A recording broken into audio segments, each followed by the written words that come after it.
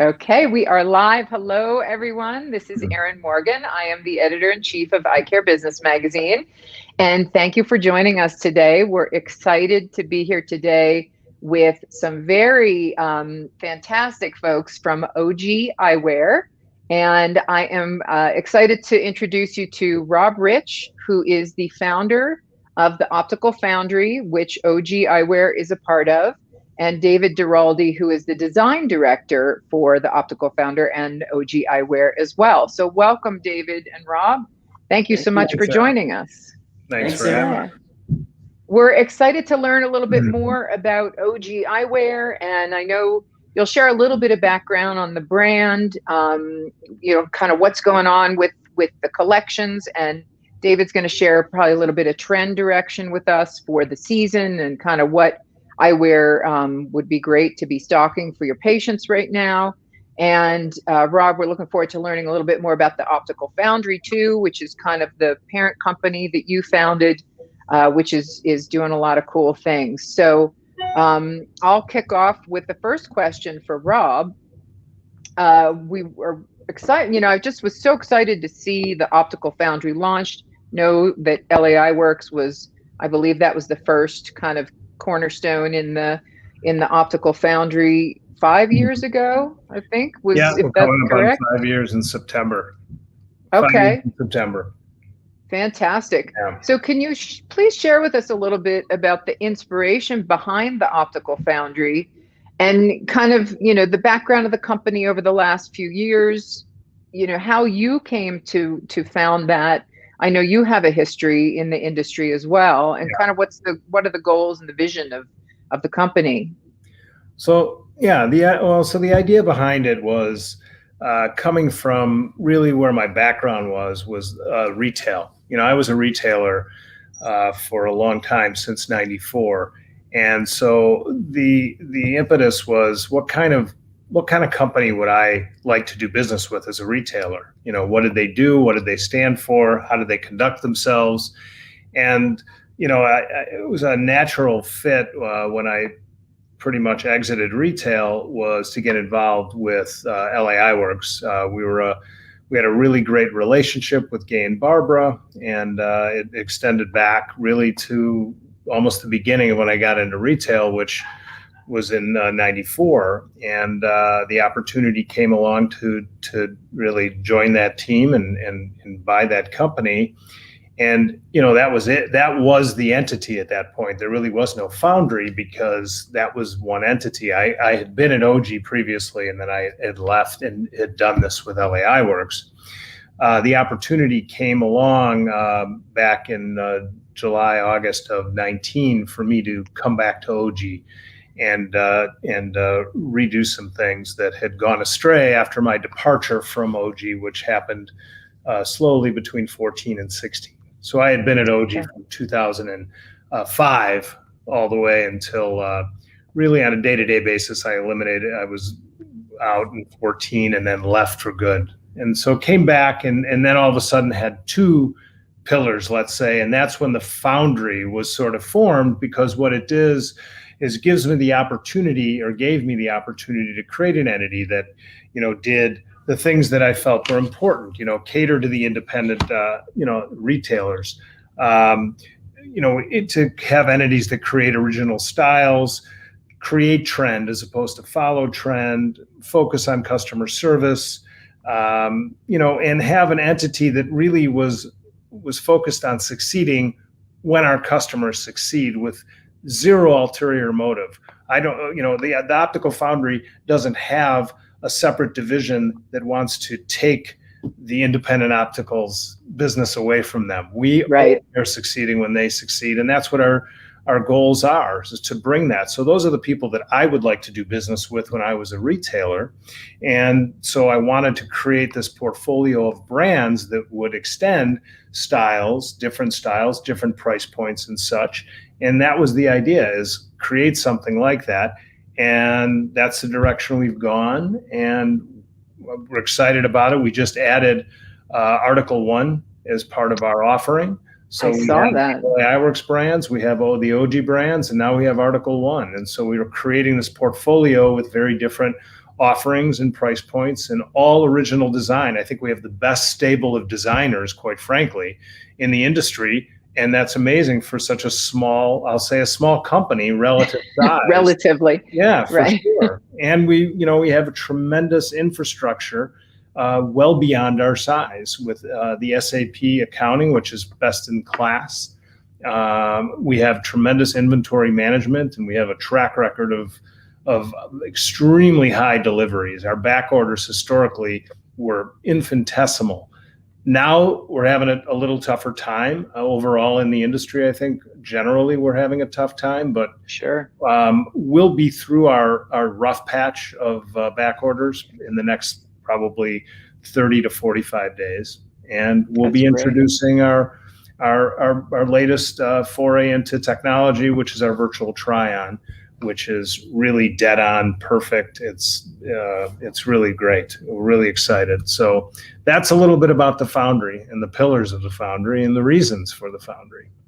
I love that. So is LA Eyeworks is kind of the upper tier in terms of pricing, and then OGI would come next. And can you tell us a little bit about Article 1? Because I think a lot of folks of our viewers might not know much about the brand.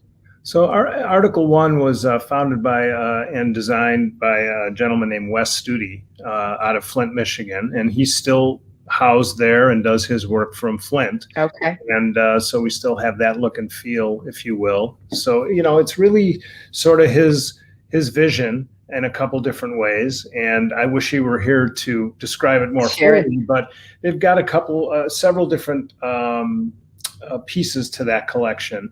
Acetates, metals, and then an active collection, which is really a very unique piece. The active collection is really getting a tremendous amount of press and visibility, and it's really a great spot for us. I'm really excited. That's great.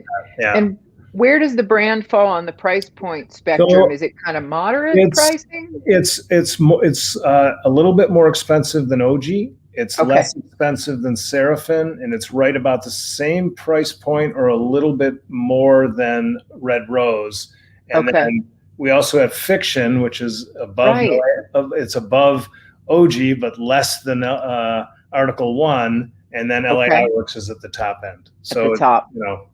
And so our overall range is starts at around $80 a wholesale. And then goes up to LA Eyeworks, which will vary there as well. From 20 That's to great. 200. Really covers a wide range of styling and price points, and really great for the independent eye care professional to have one company that offers all of those options with some really unique product. So and I'm sorry to throw this question in there, but you brought up the virtual try-on. So how will that work? What kind of offering, and when will you have that coming out? Well, we can get OG right now on our website. Oh, okay. You can access it. But the one thing about our virtual try-on, because for me and David, and just overall the way it works, for me the importance is the fit. Okay. The fact that you want to be able to use it and have it fit the way it's going to fit. Right. You don't want to have to stick a credit card on your forehead. You don't want to have to start dancing around to make sure that it gets to the right size. So we basically limited ourselves on a technology perspective right now to use Apple product with Face ID. Because the Face ID maps the face with 30,000 points. Amazing. And when you couple that with the CAD drawing, you're able to create, literally it pops on and instantly whether that frame is going to fit or it's not going to fit, and you just move on. So we'll have our entire offering available in various spots, but we also will have an app that people will be able to download. And even if they don't have the Apple ID, the Apple Face ID feature, you'll still have full 360 view of the frame and all the photos and everything that goes with it. So it's the VTO is the little bit of the wow, because it's just perfect. How it fits you. That's a huge benefit, and it's a great thing for the eye care professionals to be able to point the patients to if they want to try those on. I mean, we've all been talking so much about the digital transformation of our industry. Yeah. And virtual try-on's one important aspect of that. So I think having that kind of offering as an independent eye care professional is really a tremendous asset. So that's really exciting news. We'll look forward to checking that out and That's good. seeing more of the brands coming up there. Thanks for sharing that. So, and David, and you and I have known each other for quite a long time as we've danced our way through the industry over the years. And can you just please tell our viewers a little bit about your own background in the industry? And then kind of, if you could, then I'll ask you, I can ask you separately, but just to kind of, I want to talk about the unique DNA of each of the eyewear brands that's part of the Optical Foundry as well, that we've Sure. just talked about. Yeah, I mean, I think, I'll just talk a little bit about myself just to give reference and background. Definitely, I have a passion for eyewear. I started with Gay and Barber at LA Eyeworks. I worked in another capacity. They also owned restaurants. They were really into the lifestyle of LA and I remember creating that. a scene in an artistic world. And so I really was captivated by that. And, with Gay and Barber as mentors and bosses, I mean, it was just a really different experience that motivated me to think differently and aspire for things much bigger than I knew were possible back then. So working with them, was the general manager of a couple of their restaurants. And then they created this position with LA Eyeworks where I was the product manager. And so I did a lot of traveling back and forth to Italy and executed a lot of the things that they imagined and just sort of the logistics of getting things delivered, et cetera. And so just working side by side with them, it was a great experience because everything incredible. They look at it in a different way. It's really exciting and it's just kind of like wide-eyed with possibility of what you can create and what you can think about if you don't follow convention. So that was the foundation. And then basically after 14 years with them, I decided that I wanted to branch off, get some experience, more experience in design, took some courses after I had graduated from college and decided that, I want to be a designer as well. So I did some mass market collections. I went with Signature, did Eddie Bauer collection. And of course we had the whole portfolio when Coach first came on board and Laura Ashley, Eddie Bauer, Nicole Miller, et cetera. And then after that gave me a real awakening to just making things more commercial and understanding customers on a different level. Going from boutique to mass was quite a change. And then basically after that, I had worked with Ken Mark and, moved my way up there, obviously, as the chief creative officer and, was also on the board as well. So I learned a lot about the business aspects and the design part of it. And then also in between, I had been the director of product for Safilo USA. And so there was a really high volume of business. So it was the fashion brands. So for context, you can kind of see that I understood the difference between working lifestyle brands and working independent brands. And I really saw a distinction that when something was born as an independent brand, I saw that even though the scale is a little bit smaller than the lifestyle brands, that it's a different world. There's a commitment to innovation, there's a commitment to creating new ideas, and just on a smaller scale, that's what appealed to me, kind of going back home to the LA Eyeworks scene, and then, here with Ogi Eyewear, just this notion of, pushing the envelope and getting back into that world that was less, label and logo licensing type of world, and deciding that I wanted to get back to looking at materials and seeing how we can innovate and look at how we can move trends. Because, as lifestyle brands are more, brands like that, they distill trends and they work with trends, and they're not really setting the trends. You don't see the innovation with being the first to use this or that, CNC cutting, etc. A lot of those brands follow that. So getting back into the independent world and being aligned with like-minded people and customers who were like-minded as well, I thought, this is a great opportunity with Ogi because it has great DNA. There's really a warm and fuzzy feeling about the brand. But it was time, to move it forward and really take things and say, what's going to be the vocabulary for the future for this brand? Because we know there were symbols like color and things like that, which really were identifiers of the brand. But then to start and think, well, what is that going to mean for the next 5 years, the next 10 years? Like, how are we going to make this more of a timeless, dialogue? And that's what really appealed to me with these brands. And so when I came on board about a year ago, I looked at everything and sort of did the kicked the tires and decided where we needed to have some fun and go with it. And so you can see that in the last year, we weren't asleep at the wheel at all.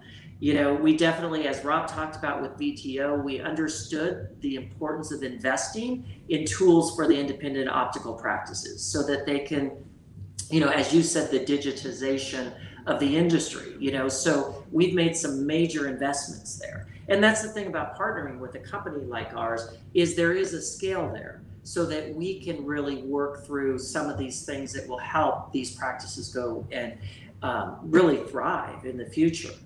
So with that said, VTO, we found the premium technology, we invested in that. We looked at each brand, and as you can see, like with Ogi, this really colorful vocabulary and this exciting ads and all the things that we've done, we've transformed. We've transformed the product mix, the messaging, the advertising, and we really wanted the story to have an emotional kind of feeling. When somebody thinks of Ogi, they can think, wow, that's really exciting, and we're just not another Me Too brand. So we did that with Ogi brand, and then with Seraphin, we took this idea. A lot of people were doing vintage and just interpreting things literally. So then we said, well, how do we create the emotion and the comfort and the feeling that you get from these types of designs, but move them forward in a more modern way? And that was really the directive with Seraphin, is to create something that was like, oh, it feels familiar and timeless, but it feels new and fresh, not like regurgitating things. And then we added a segment, a little bit of pizzazz with Seraphin Shimmer. And that's been quite a success, where we've done with Austrian crystals, embellishing the collection, but doing it in a different way. So it wasn't just like the traditional way of sort of this very classic way to approach stones and design. It was to say, let's go more textural, and let's go a younger, more fashion forward feeling, so that stones can have a different place on eyewear. And so that's kind of what we did there. And then with Red Rose, we definitely, this idea of minimalism and the more trend forward designs, the thinner metals, the transparents, the translucents, all these things we're seeing, this could be a great place to express ourselves in that collection. So through that journey that I kind of just went through really fast, I think there's a common thread, and it's that commitment to making people look really good and feel good about themselves. And by having these collections as a vehicle to express myself, I feel that it's just a really, really exciting future here. Definitely. Sure. It sure sounds like it. And I appreciate you sharing all of that. It's at the risk of dating myself here, Rob might appreciate this, but I have a pair of Erinn Red Rose. Old.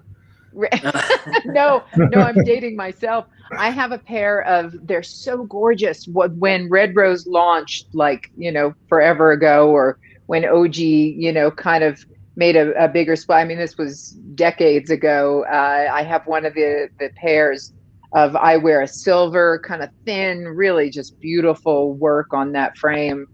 And they're just gorgeous. And I know, all that kind of that DNA has remained, in the collection as well. So it's really, really great to see. I just want to, I have another question that kind of segues off of something that you just mentioned, David, in terms of, kind of practices thriving. But I just want to say to our audience, we just have a couple more quick questions for David and Rob. And thank you so much for joining us. We'd love, if you have any questions, please type them into the comment bars on YouTube or on Facebook. So if you have any questions for David or Rob, feel free to type those into the comment bars, And or even if you don't have a question, we love to see who's here. I see there's many folks here watching. So we'd love to type in your name or your practice name or the town you're from. So please give us a shout out and let us know where you're watching from today. So Rob, just really quick question, and talking about all these kind of great brands and things like the virtual try-on and things like this, obviously optometric practices across the country have suffered, through the pandemic closures last year. It's been digging out of the hole for, since the beginning of all of this, and things are looking up, but it still is, it's a process. And our readers tell us, definitely, obviously, business was down in 2020, and kind of just they're making their way out in 2021. So, looking at what you guys offer, at Ogi Eyewear, at the Optical Foundry, what would you say differentiates your company that can really help that independent practice kind of recoup, after a tough year in the pandemic? I know you have great products. It's nice they're proprietary brands. You're not relying on licensed brands. And I think there's really a rise of proprietary brands these days in the industry in general. That's such an important part of business right now for the eye care professionals. So, kind of from your perspective, how are you guys positioned to help them? One of the big things we did during the pandemic is, we did a lot of things, actually, the VTO redesigning and all that stuff. But one of the things that was on that list was we looked at our pricing, and we looked to stratify, and we made Ogi far more attainable now. Ogi's average price point prior to the pandemic was over $100. It is now, the entry point is $80.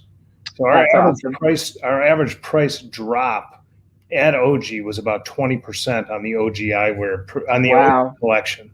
So we have a much more affordable entry point than we've really had in the last decade. So that's super important. Really one of the big things we've done. And, and then the other thing is, again, going back to the idea with the Foundry was, I found it important when I'm dealing with a company if they hear me. And we have now started doing feedback loop surveys, so Survey Monkey stuff, going out to customers, asking opinions on the new product as it comes out. And we get the feedback and we listen to it. I mean, let me rephrase that. We hear it and we take it under advisement. We may not ultimately make the suggestion that happens, but we do some. So you're basically, with a company like ours, you're getting a seat at the table to give feedback in a way that we can actually look at it and determine if we hear enough of it, you're gonna make a difference on what you see in, successive releases, where we're not married, to exactly what we envision. We use that feedback. So, and you mentioned— That's fantastic. And you mentioned the other thing of owning our brands. That's true. We own all of our brands, and that is a huge ability for us to do what we want to do, and we don't have to answer to anybody. We do what we think is the right thing. So, building relationships is really the key, and it's exactly the same. I look at it as exactly the same as when I was a retailer. People would come in to my store, or back when I was really, just me in the store is where it started, was building these relationships with people, and they were genuine relationships, and you knew their family and you knew, about them, and they came to buy and they trusted your opinion. That's really what that feeling is, the best feeling in the world, is at least for me, that is genuinely connecting. And we're a much bigger organization now, even though we're still small in the grand scheme of things. But I like to think that we have channels where people can feel that they're being heard. And I think that's important. That's huge, especially now today, in the current environment and what everybody's been through. I think obviously needs and things have changed, and they're changing all the time, continuing to change. So the ability to give that feedback is priceless. So that's really great to hear. Well, I thank you for sharing that with our viewers, and I see even more folks coming on to watch. So I know we've gone a little over our time limit, but it looks like everybody's hanging on and more folks are coming in here. So I have one more question for David. Can you just share with us a little bit about the key eyewear trends that you're delivering in your collections this season to kind of entice our viewers here and help them plan their frame buys? Yeah, I mean, I think, people have probably seen some of the trends emerge. It's hard to, with not having trade shows to go to and all of that, it's hard to really Ain't that the truth? What's the core of a trend. But I will say, here's some common themes that we're seeing, is that styling is becoming more unisex for every day. So of course there are those real glam pieces and specialty pieces, but for every day we're seeing this sort of homage to vintage, unisex, that look. So that's one strong look as well. Then the thinner profile metals, and we're liking that as well. And then the metals are having less of a synthetic painted color. They're more authentic. So you're seeing the rose golds, the metals, the antique silvers, the antique golds. And then there is the emergence of copper coming back. So we'll see a little bit of the burnished coppers and the browns with the warm tones coming as well. And then with sportswear themes hitting all forms of fashion, that we're going to see pops of color and things that are more ergonomic, that feel like movement and are a little more kinetic. So where things were maybe a little quieter and more demure before, we're seeing these pops of color and good placement that it is still very, very wearable, which is what I've done with the OG collection, is just bringing color in a more mature and more refined way. And then the shape story is ovals, squares, and geometrics are emerging. And then we saw the super overscale being tapered down a little bit. It's not going to go back to the narrow, but the scaling's going slightly a little bit more proportionate, so a little less exaggerated. And then the acetates, when we see these transparents where it's evolved from crystals and gold, now we're doing a variety of a palette. So it could be the gray blues, it could be the blushes, the violets. So these hints of layers and transparencies.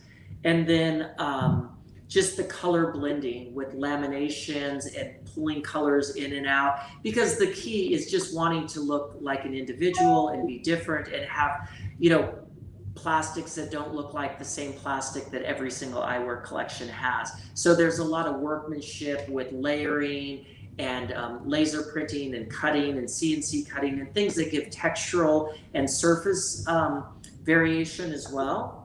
Nice. And then just that nostalgia and retro flair, having that undertone, but doing it in a much more modern way, which I explained we are doing in Seraphim, where it's thinking about how can you put a twist on this vintage and not be so literal. So those are the key trends with shapes, colors, layering, transparency, lightness, and then if it is a classic tortoise, people want to see a punch of color in it. So there's pops of color so that it doesn't look so old-fashioned. So there's a lot of freshness and new ideas with the materials. Fantastic. Ooh, sounds fun. It makes me want to come and see product. Yeah. It's been a little while since we're able to do that in person. So hopefully soon. Well, thank you for sharing that. This is such great information. So exciting to have you both here and to be able to learn more about the company, about OG Eyewear, and about the Optical Foundry, and to get to know you each a little bit better. And I really appreciate your time. And we thank everyone who's watching, and we thank you for joining us today. I've typed it into the comment bar, but visit OG Eyewear, OGIeyewear.com. If you would like more information and to check out their virtual try-on, that sounds like that's up there too. So so thank you, David, and thank you, Rob, so much for your time today. We really appreciate it. Thank you, Erinn. Thanks, Erinn. All right. Yeah, thank you. Great. We'll see you soon. Thank you. Bye. Bye, everybody. Bye.